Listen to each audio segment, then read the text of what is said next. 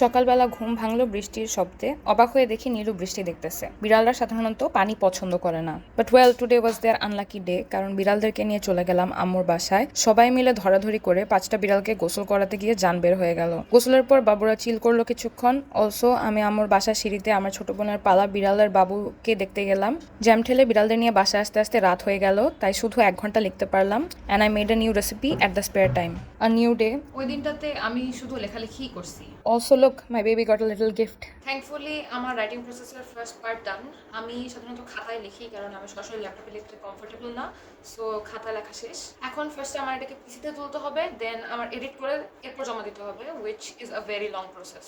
যে কদিন ইউরোপে ছিলাম মনে হচ্ছিল যে সময় চোখের পলকে চলে যাচ্ছে, কিন্তু now when I am writing about it, like লেখা শেষই হচ্ছে না। আমি অনেক চেষ্টা করেছিলাম যে আমার পুরো ট্রিপের ব্যাপার এখানে লিখতে, বাট আমি শুধুমাত্র প্যারিসে যে কয়দিন ছিলাম ওই জায়গাটা নিয়ে লেখা শেষ করেছি। অ্যান্ড এইটা লিখতে ইউ ক্যান্ট বিলিভ, বাট আমার 70 পেজ লাগছে।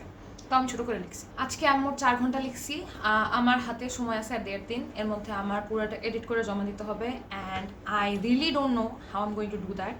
কালকে আমার বাসায় গেস্টও আসবে, সো আমি জানি না যে আমি কীভাবে সব কিছু হ্যান্ডেল করবো। And maybe soon enough I will travel out of Dhaka for a few days, but I'll talk about that later. So I am really stressing out how I am going to do all this things. I don't even know আমি রাতে ঘুমাতে পারবো কি না। Just wish me luck and I'll update you soon. Tata.